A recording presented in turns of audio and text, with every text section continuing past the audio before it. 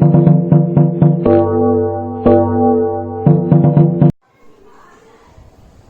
Good morning students, હું દીપ પટેલ મેથ્સલેબ ઇન્સ્ટિટ્યૂટમાં આપનું હાર્દિક સ્વાગત કરું છું.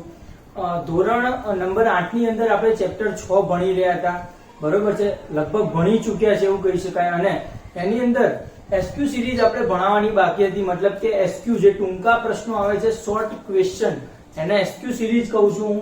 અને એસક્યુ સિરીઝ આપણે ભણવાની બાકી છે, બરોબર છે. તો આપણે એસક્યુ સિરીઝ આજે લઈને આવ્યા છે. ચેપ્ટર 1 ની એસક્યુ સિરીઝ બતાવી છે. અને ખાસ ધ્યાન એ રાખવાનું છે કે આના આજે દરેક એક્ઝામ્પલ હું આજે આ લેક્ચરમાં ચલાવું છું. એ બધા લેક્ચરની તમને પીડીએફ મોકલું છું કે જેથી તમને ગણવામાં સરળતા રહી શકે, બરોબર છે. તો એ પીડીએફ તમારે જાતે મેળવી લેવી, અથવા કોઈને ન પહોંચે તો તમારે મારી પાસેથી મંગાવવાની રહેશે, બરોબર વાત છે.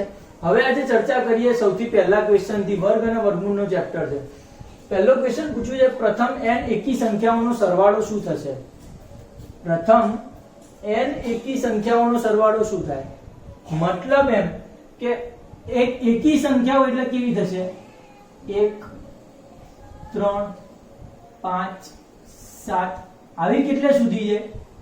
n સુધીની એકી સંખ્યાઓ. તો આના સરવાળા માટેનું એક સૂત્ર આપણે આપેલું છે, અને એ છે n². કેટલું થશે? n² થવું જોઈએ. મતલબ કે આ આન્સર આવવો જોઈએ n², બરોબર છે. પ્રથમ n એકી સંખ્યાઓનો સરવાળો શું થશે? n² થશે, બરોબર છે. હવે આપણે બીજો ક્વેશ્ચન જોઈએ. આ સૂત્ર તમે યાદ રાખજો, એ જ સૂત્ર ઉપરથી ક્વેશ્ચન છે. અહીંયા છે કે પ્રથમ અમુક 13 સુધીની એકી સંખ્યાઓ આપી છે, એનો આન્સર શું આવે? તો આપણે n એકી સંખ્યાઓ હતી તો n² આવે. તો મતલબ કે આ કેટલી એકી સંખ્યાઓ છે? બધી એકી સંખ્યાઓ છે. 1 2 3 4 5 6 અને 7 એકી સંખ્યાઓ છે. મતલબ કે 7 નો વર્ગ આન્સર આવવો જોઈએ. શું આવવો જોઈએ? 7 નો વર્ગ આન્સર આવવો જોઈએ, કારણ કે 7 પ્રથમ n એકી સંખ્યાનો સરવાળો n² હોય તો પ્રથમ 7 એકી સંખ્યાઓ મેં લખી છે, તો એનો આન્સર શું આવવો જોઈએ? 7 નો સ્ક્વેર આવવો જોઈએ. ક્લિયર વાત છે. ક્વેશ્ચન નંબર 3 તમે નિહાળી શકો છો. 1 3 5 7 9 પછી ખાલી જગ્યા મૂકી છે અને પછી 6 નો સ્ક્વેર છે. સેમ ટુ સેમ ક્વેશ્ચન છે. પ્રથમ 1 2 3 4 5 અને છઠ્ઠા નંબરની જે છે એટલે 6 એકી સંખ્યાઓનો સરવાળો 6 નો વર્ગ થાય. સાચી વાત છે. n² એટલે 6 નો વર્ગ 6 એકી સંખ્યા છે. તો પછી જો આ ક્રમશઃ એકી સંખ્યા હોય તો 9 પછી આવતી એકી સંખ્યા કઈ છે? 11. મતલબ કે આન્સરમાં અહીંયા 11 આવશે, બરોબર છે. ક્લિયર વાત છે. મતલબ કે ક્વેશ્ચન 3 નો આન્સર છે 11. હવે નવો ક્વેશ્ચન છે કે 90 નો સ્ક્વેર અને 91 ના સ્ક્વેર ની વચ્ચે પૂર્ણ વર્ગ ન હોય એવી કેટલી સંખ્યાઓ છે? મતલબ કે તમને એ વસ્તુનો ખ્યાલ હોવો જોઈએ કે n નો વર્ગ અને n+1 નો વર્ગ, n નો વર્ગ અને n+1 ના વર્ગ વચ્ચે પૂર્ણ વર્ગ ન હોય તેવી કેટલી સંખ્યા આવે? ખાલી જગ્યા સંખ્યા આવે. તો આપણી પાસે સૂત્ર છે આનું, 2n જેટલી સંખ્યા આવે. પૂર્ણ વર્ગ ના હોય એવી n² અને n+1 ના સ્ક્વેર વચ્ચે કેટલી સંખ્યા આવે? 2n. હવે મારી પાસે n ની જગ્યાએ 90 છે અને n+1 એટલે 90 + 1 91. મતલબ કે n ની જગ્યાએ હું 90 લઈ શકું. મારું સૂત્ર છે 2n. n ની જગ્યાએ હું શું લઈ શકું? 90. મતલબ કે 90 ગુણ્યા 2 180 આન્સર આવવો જોઈએ. મતલબ કે n² એટલે કે 90 ના વર્ગ અને 91 ના વર્ગની વચ્ચે પૂર્ણ વર્ગ ન હોય એવી સંખ્યાનું સૂત્ર છે 2n, બરોબર છે. અને એનો આન્સર આવશે 180. કુલ કેટલી સંખ્યાઓ છે? 180 સંખ્યાઓ એવી છે કે જે પૂર્ણ વર્ગ નથી અહીંયા. ક્લિયર વાત છે. આગળ જોઈ જુઓ ક્વેશ્ચન નંબર 5 શું આપે છે. ક્વેશ્ચન નંબર 5 આપે છે કે 19 નો વર્ગ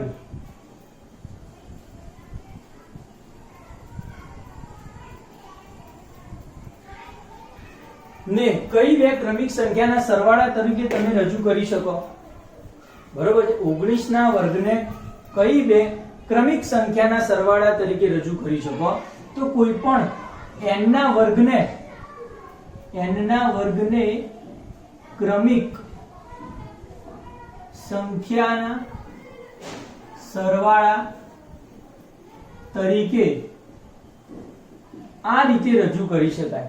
કોઈ n ના વર્ગને શું સૂત્ર છે? તો કે ક્રમિક સંખ્યાનો સરવાળો, મતલબ કે n સ્ક્વેર માઇનસ 1/2 અને એના પછી ક્રમિક આવતી સંખ્યા એટલે n સ્ક્વેર પ્લસ 1/2 અને એ બેના સરવાળા સ્વરૂપે રજૂ કરી શકાય. n સ્ક્વેર માઇનસ 1/2 અને n સ્ક્વેર પ્લસ 1/2. હવે n ની જગ્યાએ આપણને શું આપ્યું છે? 19 આપે છે. તમારે આ બધા સૂત્રો યાદ રાખવાના રહેશે કે બે પૂર્ણ વર્ગ ન હોય એવા બે ક્રમિક સંખ્યાઓના વર્ગના વચ્ચે પૂર્ણ વર્ગ ન હોય એવી કુલ સંખ્યાઓ તો 2n પ્રકારે આપી શકાય. એ સૂત્ર છે. અહીંયા n સ્ક્વેર સૂત્ર છે, આ 2n સૂત્ર છે, આ સૂત્ર છે આ છે n સ્ક્વેર માઇનસ 1/2 અને n સ્ક્વેર પ્લસ 1/2. હવે n ની જગ્યાએ હું અહીંયા 19 છે એટલે 19 નો વર્ગ મૂકીશ. તો અહીંયા 19 નો વર્ગ માઇનસ 1/2 વત્તા 19 નો વર્ગ પ્લસ 1/2. 19 નો વર્ગ કેટલો થવાનો છે? 361 361 માઇનસ 1/2 અને વત્તા અહીંયા 19 નો વર્ગ થશે 361 વત્તા 1/2. આ થઈ જાય 361 માઇનસ 1 એટલે 360 ભાગ્યા 2. આ થઈ જાય 362 ભાગ્યા 2. 360 ભાગ્યા 2 18 દુ 36 થાય, મતલબ કે 180 આન્સર આવે અને અહીંયા આવશે 181 આન્સર. મતલબ કે 19 ના વર્ગને કઈ બે ક્રમિક સંખ્યાના સરવાળા તરીકે રજૂ કરી શકાય? તો કે 180 વત્તા 181 આ બે ક્રમિક સંખ્યાઓના સરવાળા તરીકે તમે રજૂ કરી શકો. ક્લિયર વાત છે? આગળનો 6થા નંબરનો ક્વેશ્ચન તમે જોઈ શકો છો. શું છે? તો કે 12 ને નાનામાં નાની કઈ સંખ્યા વડે ગુણવાથી મળતી સંખ્યા પૂર્ણ વર્ગ થશે? 12 ને નાનામાં નાની કઈ સંખ્યા વડે ગુણવાથી મળતી સંખ્યા પૂર્ણ વર્ગ થશે? મતલબ કે જે આપણી પાસે સંખ્યા છે 12, ધારો કે હું સંખ્યા લઈ લઉં 12, આને નાનામાં નાની સંખ્યાઓ વડે ગુણવાનું છે. સૌથી પહેલા 1 વડે ગુણ. 12 એકા 12 પૂર્ણ વર્ગ છે? તો કે નથી. પછી 12 ને હું બીજી સંખ્યા 2 વડે ગુણું તો 12 દુ 24 પૂર્ણ વર્ગ છે? નથી. 12 ને હું ત્રીજી સંખ્યા વડે 12 ને હું ત્રીજી સંખ્યા વડે ગુણું 12 તરી 36 પૂર્ણ વર્ગ છે? 36 પૂર્ણ વર્ગ છે? હા, 6 નો વર્ગ છે 36, મતલબ કે પૂર્ણ વર્ગ સંખ્યા છે. આનું વર્ગમૂળ નીકળે છે. મતલબ કે 12 ને નાનામાં નાની કઈ સંખ્યા વડે ગુણી તો આપણને પૂર્ણ વર્ગ સંખ્યા મળ્યો? તો 12 ને મેં નાનામાં નાની 3 સંખ્યા વડે ગુણું ત્યારે પૂર્ણ વર્ગ મળે છે. કઈ સંખ્યા વડે? 3 સંખ્યા વડે ગુણવાથી મળતી સંખ્યા પૂર્ણ વર્ગ થાય છે. એટલે એવી નાનામાં નાની સંખ્યા શોધવાની છે. મતલબ કે નાની સંખ્યા 1 થી ચાલુ કરવાની. જ્યારે પૂર્ણ વર્ગ મળી જાય ગુણાકાર, એ સંખ્યા માટે નાનામાં નાની સંખ્યા જે હોય એ આપણે લખવાની થાય. ક્લિયર વાત છે? આવડશે? ક્વેશ્ચન નંબર 7 જુઓ. ફરીથી એના જેવું છે. 108 ને નાનામાં નાની કઈ સંખ્યા વડે, અહીંયા શું હતું? ગુણવાથી. અહીંયા શું છે? ભાગવાથી. હવે 108 ના નાનામાં નાની, તો ધારો કે મારી પાસે કોઈ સંખ્યા છે 108. શું છે? 108 કોઈ મારી પાસે સંખ્યા છે. આને નાનામાં નાની કઈ સંખ્યા વડે ભાગું? તો ધારો કે સૌથી પહેલા 1 વડે ભાગું તો 108 ભાગ્યા 1 108 જ આન્સર આવે. 108 ને હું નાનામાં નાની સંખ્યા 2 વડે ભાગું, આના 2 વડે ભાગું તો 5 દુ 10 અને 4 દુ 8, મતલબ કે 54 આવશે. તમે ડાયરેક્ટ ભાગાકાર કરી શકો છો તમારી રીતે. 108 ને 2 વડે ભાગું 54 આન્સર આવે. મતલબ કે હજી પૂર્ણ વર્ગ નથી. આ પણ પૂર્ણ વર્ગ ના મળી, આ પણ પૂર્ણ વર્ગ નથી. 108 ને હું 3 વડે ભાગું, બરોબર છે? 1 વડે ભાગ્યા, 2 વડે ભાગ્યા, 3 વડે ભાગ્યા. 3 વડે ભાગું તો અહીંયા શું આવશે? તો કે 3 તરી 9 1 8 3 છંક 18 36 મળે છે. તો 36 પૂર્ણ વર્ગ થાય? 36 પૂર્ણાંક સંખ્યા છે? તો કે હા છે 36 પૂર્ણાંક સંખ્યા. મતલબ કે નાનામાં નાની કઈ સંખ્યા વડે ભાગી તો મળતી સંખ્યા પૂર્ણ વર્ગ થઈ? તો કે નાનામાં નાની 3 વડે ભાગ્યા. કઈ સંખ્યા વડે? 3 સંખ્યા વડે ભાગ્યા નાનામાં નાની, ત્યારે મળતી સંખ્યા પૂર્ણ વર્ગ થાય છે. ક્લિયર વાત છે? તો આ થઈ ગયા 7 ક્વેશ્ચન. અગાઉના બીજા ક્વેશ્ચન છે. હવે ક્વેશ્ચન નંબર 8 આપણે જોવાના છે. બરોબર છે? ક્વેશ્ચન નંબર 8 શું છે?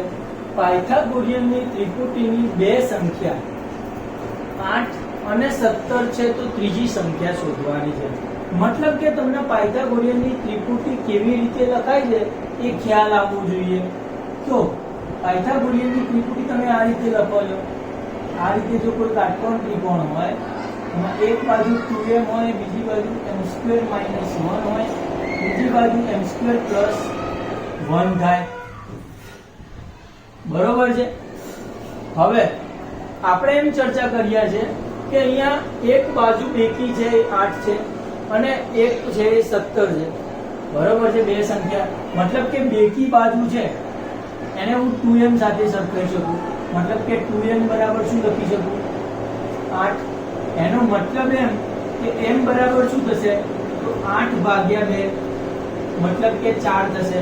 આ બગડો છે 8 ની નીચે આવે 8/2 અને આન્સર આવશે m બરાબર 4. બરોબર છે. હવે શું?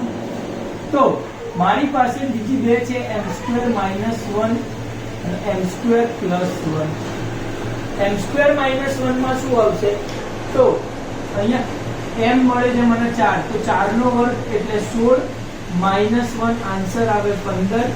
અહીંયા આન્સર મળે છે m4, તો 4 નો વર્ગ એટલે 16 + 1 એટલે કે આન્સર આવે 17.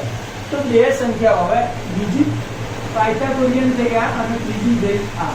મતલબ કે મને બે આપી છે 8 અને 17. એટલે કે આ છે આપણી પાયથાગોરિયન ત્રિપુટી. આ તો આપણને m મળ્યો છે. 2m આપણી પાયથાગોરિયન ત્રિપુટી એક હતી, એક 15 છે, એક 17 છે. મતલબ કે 8 અને 17 હોય તો વધારાની એક કઈ બધી ત્રીજી 15 પાયથાગોરિયન ત્રિપુટી હોઈ શકે. ક્લિયર વાત છે. હવે ક્વેશ્ચન નંબર 9 જુઓ તમે. જો કોઈ સંખ્યાનો એકમનો અંક 3 અથવા 7 હોય, તમારી પાસે કોઈ સંખ્યા છે કે જેનો એકમનો અંક 3 છે અથવા 7 છે. જેમ કે હું 13 લઈ લઉં તો આનો એકમનો અંક શું છે? 13 લઈ લઉં તો આનો એકમનો અંક શું છે? 3 છે. અને જો કદાચ 7 હોય તો તે સંખ્યાનો વર્ગ કરવાથી મળતી સંખ્યાનો એકમનો અંક બીજી લઈ લઉં 17. અહીંયા 7 છે ને અહીંયા 3 છે. આનો વર્ગ કરો તો 169 મળે, આનો વર્ગ કરો તો 289 મળે છે. મતલબ કે બંનેની સંખ્યાનો વર્ગ કરવાથી મળતી સંખ્યા અને એનો એકમનો અંક શું મળે છે? 9 થાય. ખ્યાલ આવે છે? બરાબર છે. સાદી ભાષામાં આપણે શું વિચારી શકાય? 3 છે, 3 નો વર્ગ શું થાય? 9. અને 7 નો વર્ગ શું થાય? તો 7 નો વર્ગ આપણને ખબર છે 49 થાય. શું થાય? 49. તો આનો પણ એકમનો અંક શું છે? 9. તો ડાયરેક્ટ અહીંયાથી જ ખ્યાલ આવી જાય ને કે 3 નો વર્ગ પણ 9 છે, 7 નો વર્ગ 49, 49 નો એકમનો અંક 9 છે. એનો વર્ગ કરવાથી મળતી સંખ્યાનો એકમનો અંક પણ 9 જ થાય. ક્લિયર વાત છે? બરોબર છે. આગળનું એક્ઝામ્પલ નંબર 10 તમે વિચારી શકો ત્યાં સુધીમાં. એક્ઝામ્પલ નંબર 10 શું છે? જુઓ, એક્ઝામ્પલ નંબર 10 માં 1000 એ પૂર્ણ વર્ગ સંખ્યા છે કે નહીં એવું જોવાનું છે. હવે 1000 ની સૌથી પહેલા વાત કરીએ તો 1000 ની પાછળ એકમના કેટલા અંક આવેલા છે? તો એકમના 0 ના 3 અંક છે. મતલબ કે 3 0 છે. અને જો પૂર્ણ વર્ગ સંખ્યા બનાવવી હોય, ધ્યાન રાખજો, પૂર્ણ વર્ગ સંખ્યા માટે અને જ્યારે એકમના અંક 0 હોય ત્યારે હંમેશા શૂન્યોની સંખ્યા કેવી હોવી જોઈએ? શૂન્યોની સંખ્યા બેકી હોવી જોઈએ. બેકી હોવી જોઈએ. મતલબ કે શૂન્યો આમાં કેટલા છે? 3 શૂન્યો છે. મતલબ કે એકી સંખ્યા છે. એકી સંખ્યા હોય તો પૂર્ણ વર્ગ થાય ને પૂર્ણ વર્ગ સંખ્યા કરવી હોય તો શૂન્યોની સંખ્યા બેકી હોવી જોઈએ. મતલબ કે જો અહીંયા 4 0 હોય તો પૂર્ણ વર્ગ થાય, પણ અહીંયા તો 3 જ 0 છે. મતલબ કે પૂર્ણ વર્ગ સંખ્યા થશે નહીં. ક્લિયર વાત છે? આગળનો ક્વેશ્ચન જુઓ કે આના વર્ગમૂળની સંખ્યામાં ખાલી જગ્યા અંક હોય. સંખ્યા કઈ આપી છે? જુઓ, 2 નવડા 2 0 અને 25 આવી કોઈક સંખ્યા આપી છે. તો આની વર્ગમૂળ જ્યારે લઈ લઉં તો વર્ગમૂળમાં કેટલા અંકો આવે? તો આનું વર્ગમૂળ શોધવા ના બેસાય. એના માટે આપણી પાસે એક મેથડ હતી કે આપણે પાછળથી પેર બનાવતા હતા. પાછળથી બે ની પેર બનાવે, એક પેર આ બને છે, બીજી પેર આ બને છે અને ત્રીજી પેર આ બને છે. મતલબ કે 3 પેર બની તેના વર્ગમૂળની સંખ્યામાં કેટલા અંકો હશે? 3 અંક હોઈ શકે. ક્લિયર વાત છે. આગળ જોઈએ. આગળનો ક્વેશ્ચન પણ એવો છે કે 11025 ના વર્ગમૂળની સંખ્યામાં ખાલી જગ્યા અંક હોય. મતલબ કે બીજી સંખ્યા હું લખું છું 11025. આના વર્ગમૂળની સંખ્યામાં ખાલી જગ્યા અંક હોય એ શોધવું છે. તો આમાં પણ શું કરશું? પાછળથી બે ની પેર બનાવીશું. તો આ પેર બને, આ પેર બને છે અને આ પેર બને. અહીંયા એક જ અંક આવે છે પેરમાં, પણ લાઈન તો છે, મતલબ કે કુલ લાઈન કેટલી થઈ? 3. એનો મતલબ એમ કે આમાં પણ વર્ગમૂળની સંખ્યામાં એકમના વર્ગમૂળની સંખ્યામાં કેટલા અંકો હશે? આમાં પણ 3 હશે. ભલે અહીંયા 6 સંખ્યા હતી છતાં પણ વર્ગમૂળની સંખ્યામાં 3 જ અંક આવે. અહીંયા 5 જ સંખ્યા છે તો પણ અહીંયા વર્ગમૂળની સંખ્યામાં તો 3 જ અંક આવશે. કેમ? કારણ કે પાછળથી પેર બનાવવા જઈએ તો આગળ એક સંખ્યા તો વધે છે, મતલબ કે લાઈન કરીએ તો કુલ 3 લાઈન થાય છે. ક્લિયર વાત છે? બરોબર છે. એનો મતલબ કે આની વર્ગમૂળની સંખ્યામાં પણ 3 જ અંકો હશે. સમજી લો કે હું આવું લખું કે સારી સંખ્યા 289 289 છે. બરાબર? તો આના વર્ગમૂળની સંખ્યામાં કેટલા અંકો હોય? તો તમને ખબર છે, આમ પેર બનાવો અને એક આમ પેર બનાવો તો 2 લાઈન થાય છે. એક આ 2 ની પેર બની અને એક આ બગડા એકલાની પેર બને છે. 2 પેર બને છે, મતલબ કે આના વર્ગમૂળમાં કેટલા અંકો હશે? 2 અંક હોય. ક્લિયર વાત છે? તો સમજી શકો આ બધા ક્વેશ્ચન. હવે આયા છે આપણે 13મા નંબરનો ક્વેશ્ચન. 13મા નંબરના ક્વેશ્ચનમાં તમે વિચાર કરો કે શું આવશે.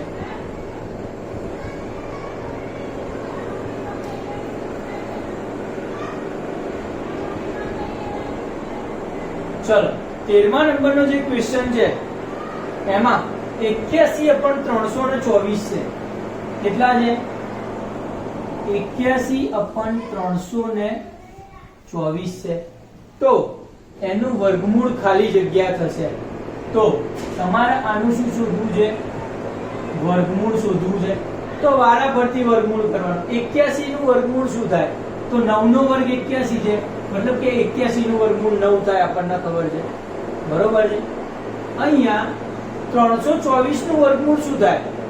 તો 324 એટલે 18 નો વર્ગ છે 324, મતલબ કે 324 નું વર્ગમૂળ થશે 18. ક્લિયર વાત છે? હવે છેદ ઉડાડું. આનું વર્ગમૂળ શું થશે? તો કે 9/18 થાય. શું થાય? 9/18 એ 81/324 નું વર્ગમૂળ થાય. અહીંયા માત્ર વર્ગમૂળ પૂછ્યું છે એટલે તમારે અહીંયા છેદ ઉડાડવાની જરૂર નથી. બરોબર વાત છે? હવે 14મો ક્વેશ્ચન તમે જોઈ શકો છો. 14મા ક્વેશ્ચનમાં શું આવશે? તો કે આપણે 3.1 નું વર્ગમૂળ શોધવું છે. 3.1 નું વર્ગમૂળ શોધવું છે. બરોબર? મતલબ કે આનું વર્ગમૂળ આપણે કેવી રીતે શોધી શકીએ?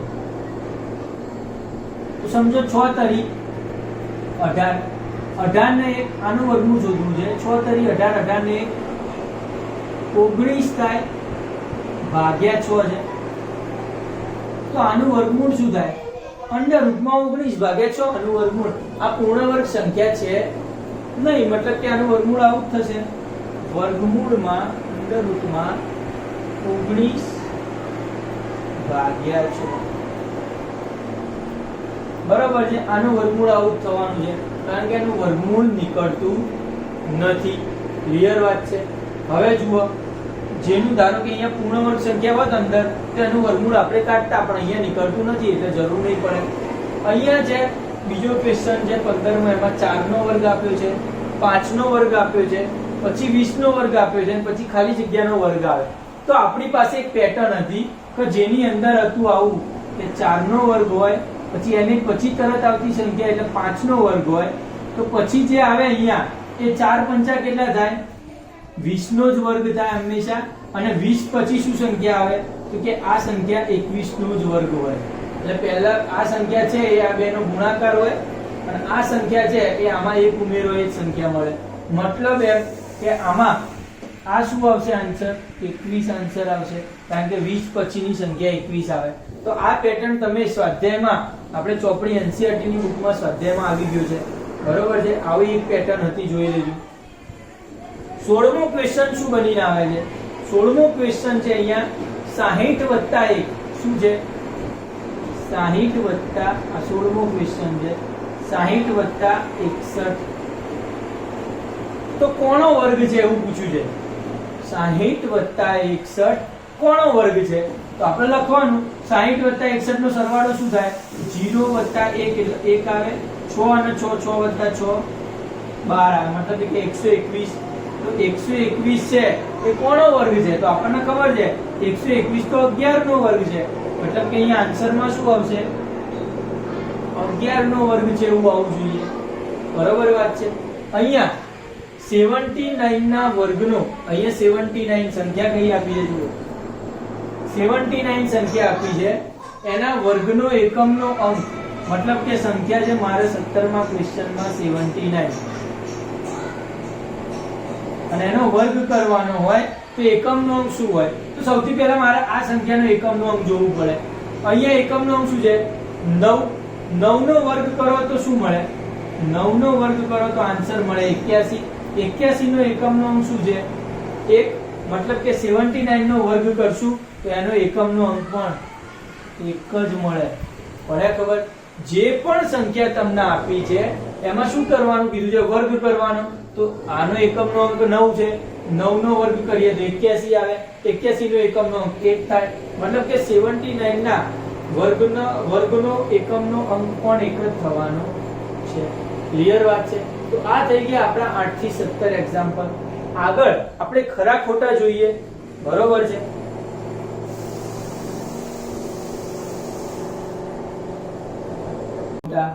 નીચેના વિધાન ખરા છે કે ખોટા તે જણાવવાનું છે. બરોબર છે? તો સૌથી પહેલા જોઈએ ક્વેશ્ચન નંબર 1 છે. તો પહેલું ક્વેશ્ચન છે એ ખરું છે કે ખોટું છે એ જણાવીશું સૌથી પહેલા. તો કે પહેલો ક્વેશ્ચન છે 42557 577 એ પૂર્ણ વર્ગ સંખ્યા છે. આપણે લખી લઈએ ક્વેશ્ચન 42577. આ સંખ્યા પૂર્ણ વર્ગ થાય એના માટે એના એકમના અંક જવાબદાર છે. જો કોઈ, ધ્યાન રાખજો આ વિધાન યાદ રાખવાનું છે, જો કોઈ સંખ્યાનો એકમનો અંક 2 3 7 કે 8 હોય તો તે સંખ્યા કદી પૂર્ણ વર્ગ ન થાય. કદી પૂર્ણ વર્ગ ન થાય. આટલું મગજમાં એકદમ ક્લિયર કરી દો તમે. તો આ 2 3 7 અથવા 8 એકમનો અંક આ હોય કોઈ સંખ્યાનો તો એ ક્યારે પૂર્ણ વર્ગ સંખ્યા થશે જ નહીં. મતલબ કે આપણી આ સંખ્યા છે એનો એકમનો અંક 7 છે, આ સંખ્યા છે 7 અહીંયા આવે છે, મતલબ કે આ સંખ્યા પૂર્ણ વર્ગ થશે નહીં. મતલબ કે પૂર્ણ વર્ગ સંખ્યા છે તો કે ખોટી વાત છે. આ સંખ્યા પૂર્ણ વર્ગ સંખ્યા નથી. બરોબર છે? બીજો વિધાન જુઓ કે કોઈ સંખ્યાનો એકમ, દશક અને શતકના સ્થાનમાં શૂન્ય હોય તો તે સંખ્યા પૂર્ણ વર્ગ ન થાય. સમજી લો હવે ક્વેશ્ચનમાં શું કહે છે કે સમજી લો કોઈ સંખ્યા છે, આ એકમનું સ્થાન, દશકનું સ્થાન અને શતકનું સ્થાન છે.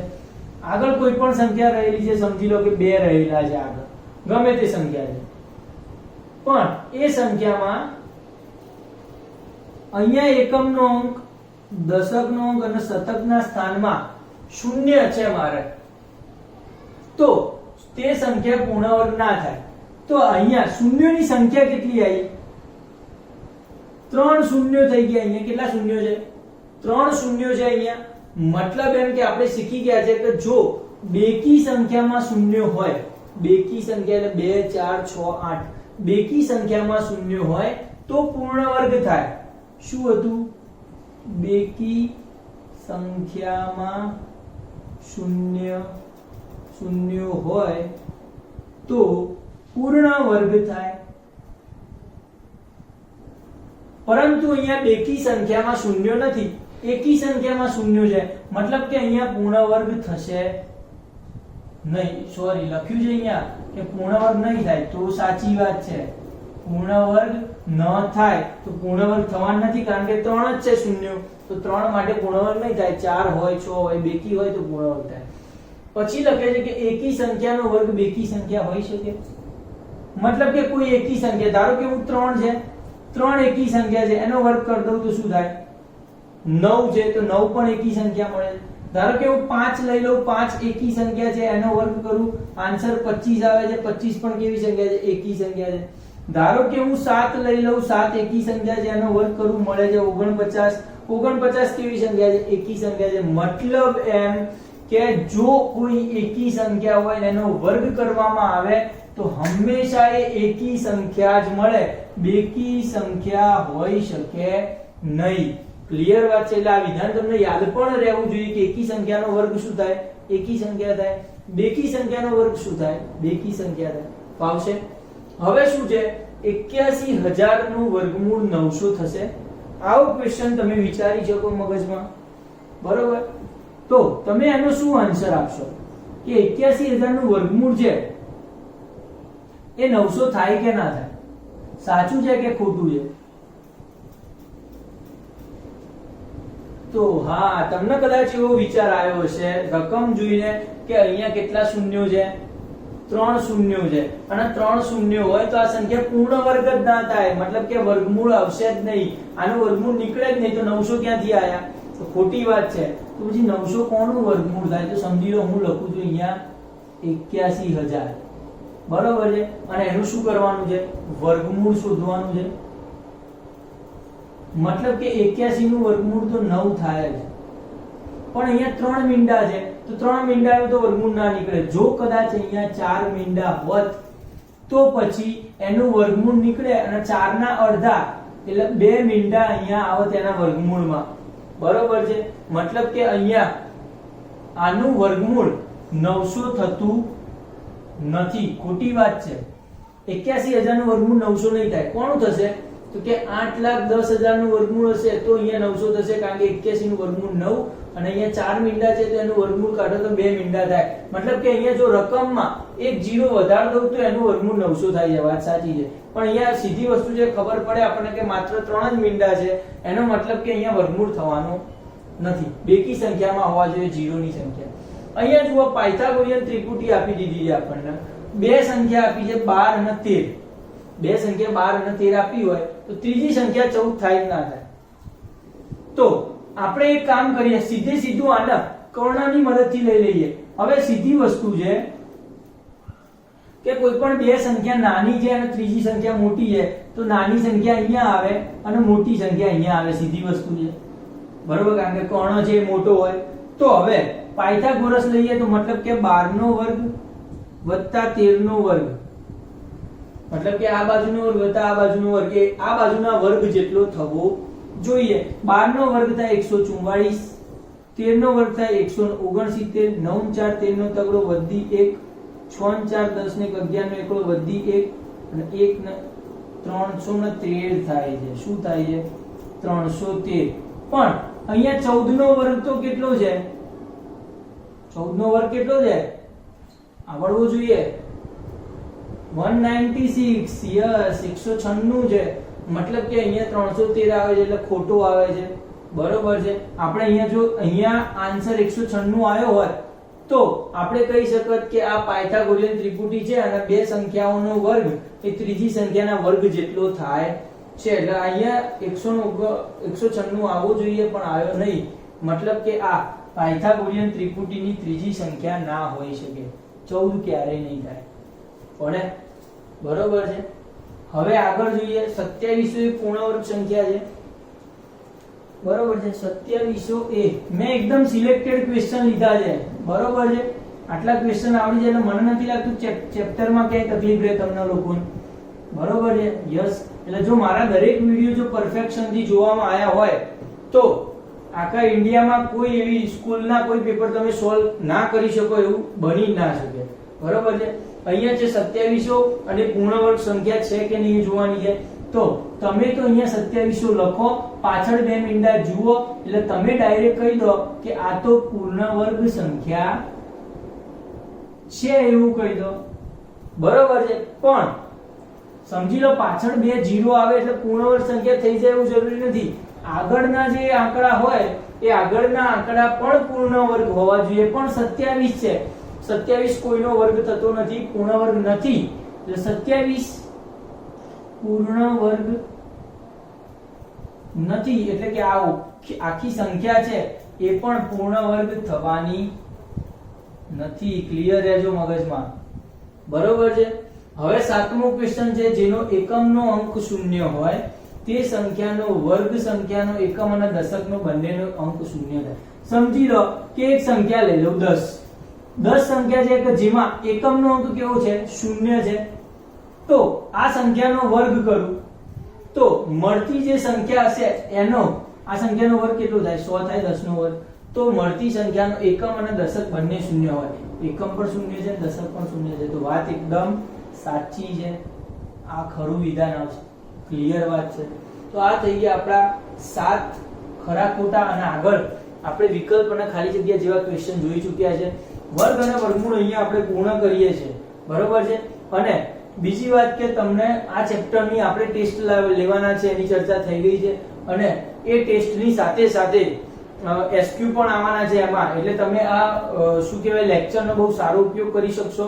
હું તમને પીડીએફ મોકલવાનો છું, તો એના દ્વારા તમે નોટમાં પણ તમારી રીતે આ દરેક ક્વેશ્ચન લખી નાખજો ને એકવાર મોઢે ગણવાના છે. આ બધું એક આખો લેક્ચર પતી જાય પછી દરેકના સવાલ જોઈ અને તમારે મોઢે એ દરેક ક્વેશ્ચન ગણવાના છે. અને જો એ રીતે આવડી જાય તો સમજી લેવાનું કે તમને આખું ચેપ્ટર ક્લિયર થઈ ગયું છે, બરોબર વાત છે. તો આજે આટલું જ રાખીએ છીએ. એક્ઝામ જ્યારે આવશે ત્યારે આપણે એક્ઝામનો પેપર મોકલી દઈશું તમને, અને તમે એ રીતે પેપર લખી શકશો.